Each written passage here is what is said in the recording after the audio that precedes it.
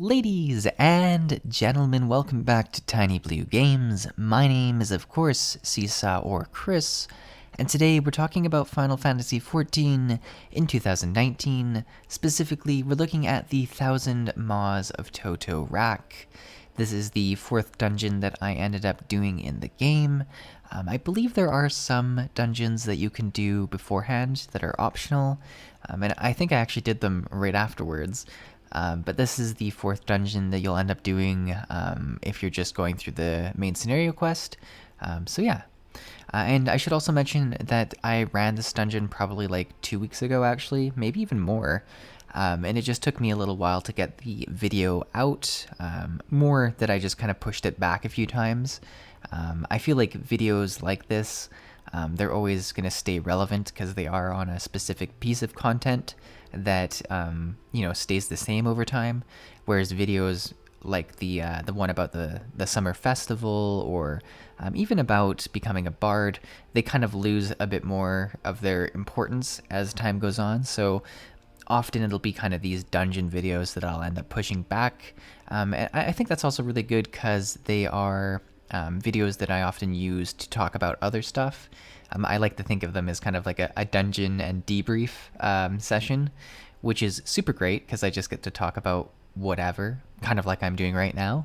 But I do also touch on the dungeon that's happening in the background because I kind of feel like I'm just like a viewer like you right now, kind of rewatching my own gameplay.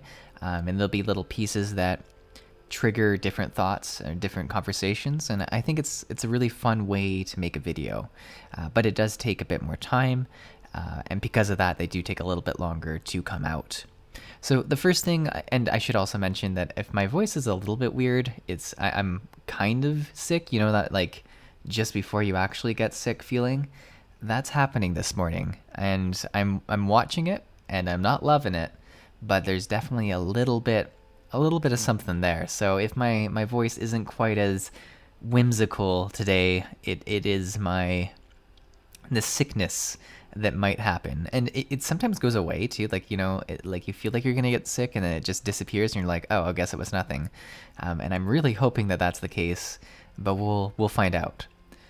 The second thing I should mention is I should say thank you to Nay Mario.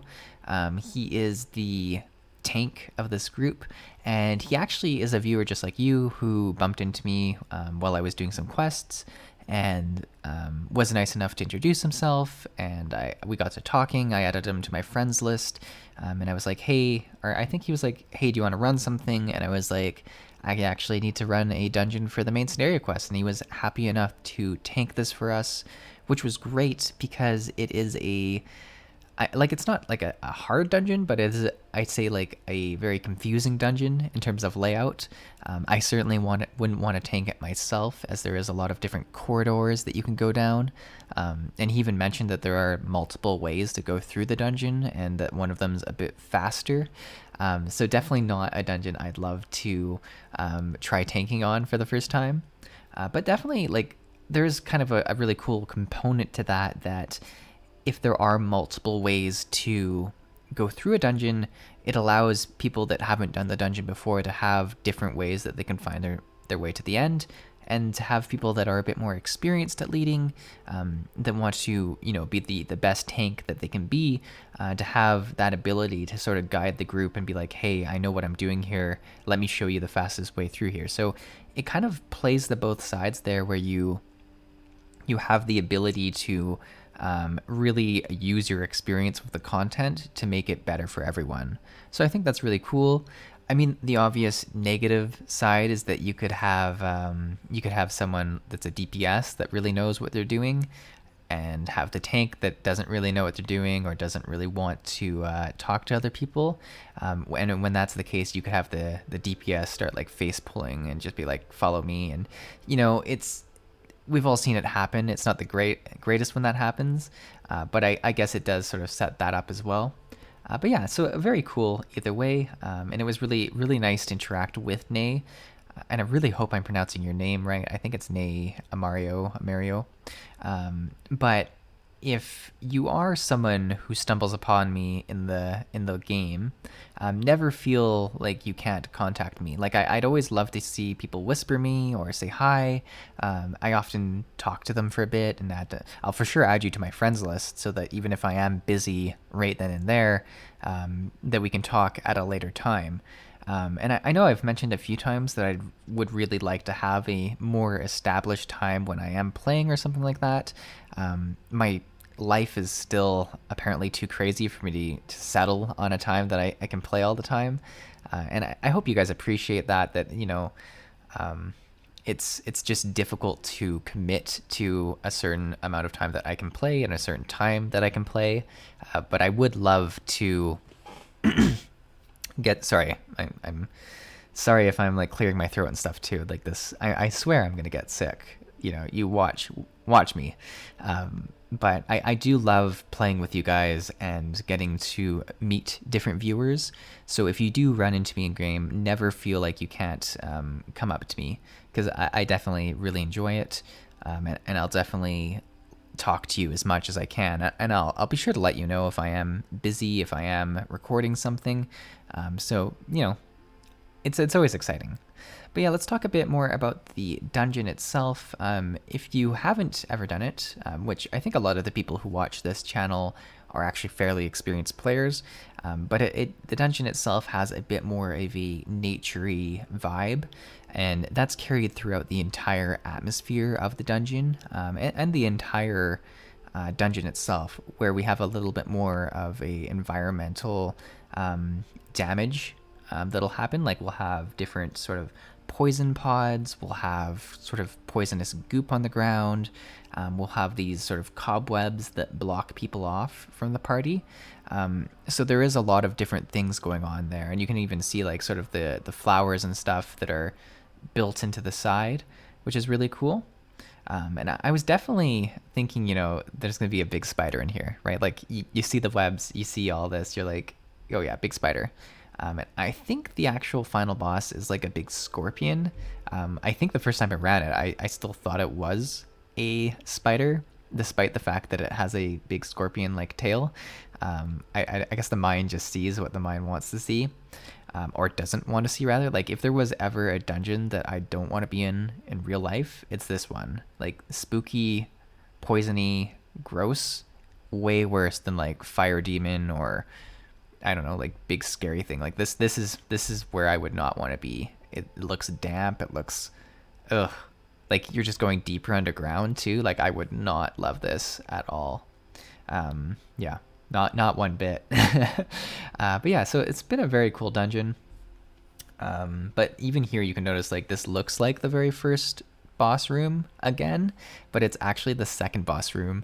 And like at this point I was like, wait, did we just go in a circle? And no, we didn't.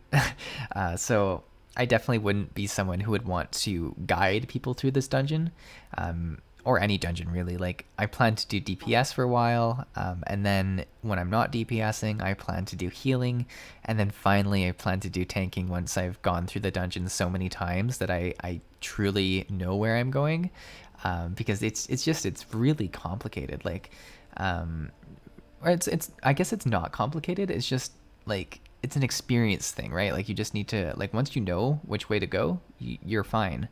You're absolutely fine. Like that's the biggest challenge I think when it comes to tanking for me.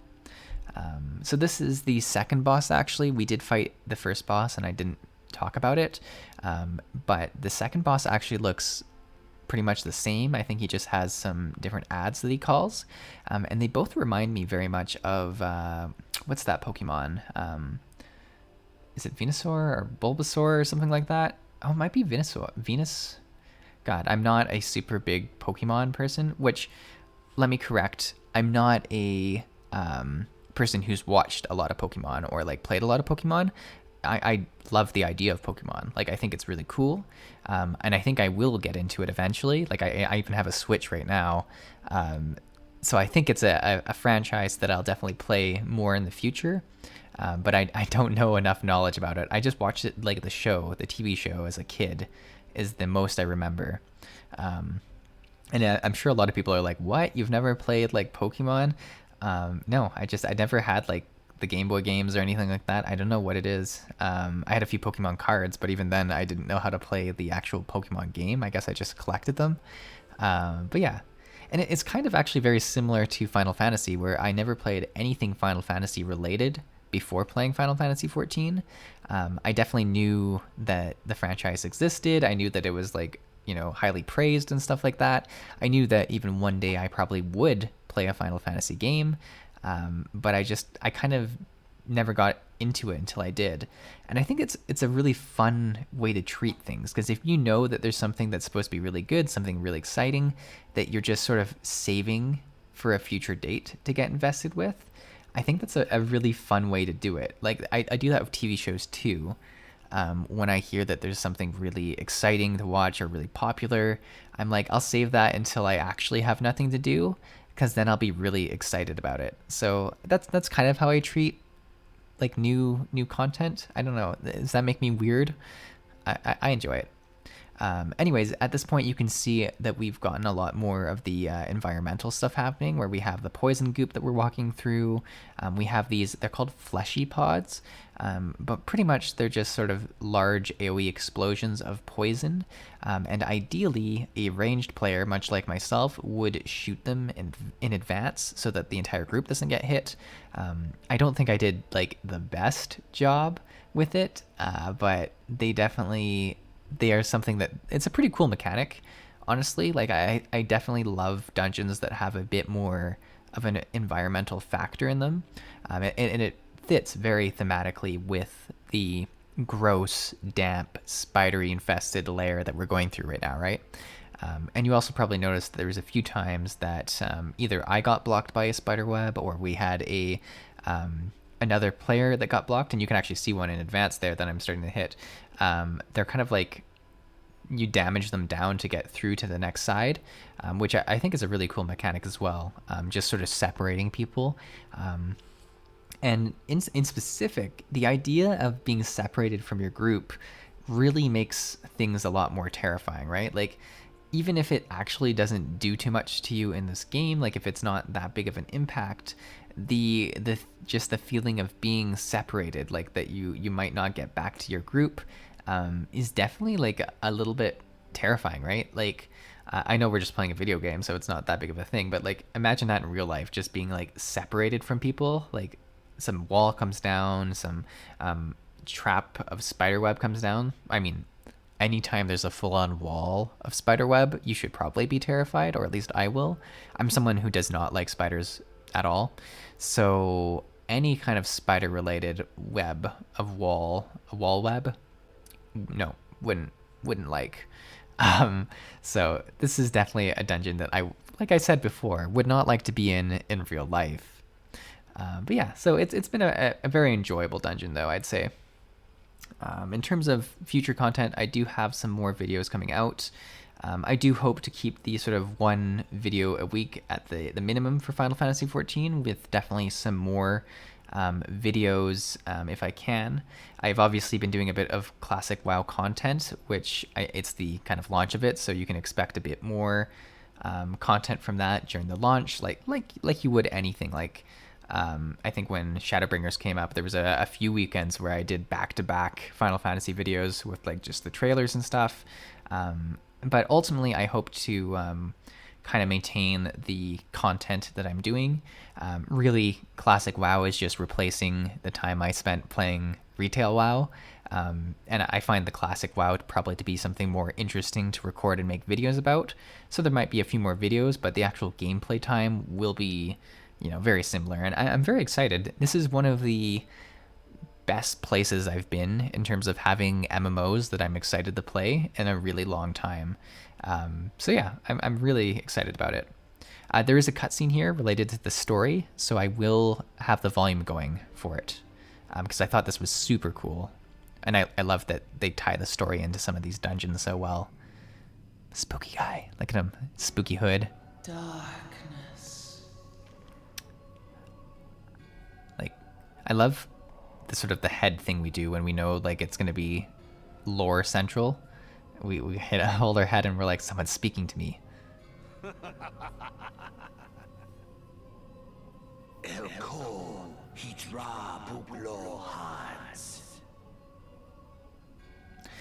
I love for the fact that they don't have voiceovers for all the English, that they have a voiceover for this weird language.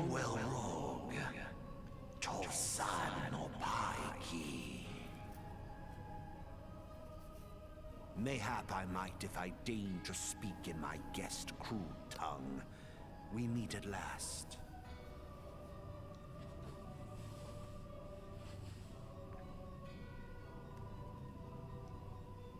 I am Lahabrea of the Asians, servant to the one true God. Yours is a most fantastical tale, truly absorbing. So, and he doesn't tell us. It is a tale to tell Eorzea's children before bedtime, and it will soon be dark, bringer of light. He doesn't tell us too much. He confirms sort of the dark and light angle. The dark minions.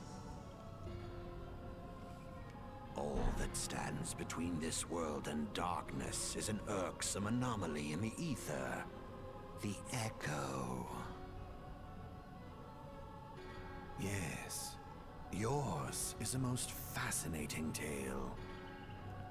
Alas, like all good tales, it must needs come to an end. But fear not. Here's our giant spider slash scorpion thing.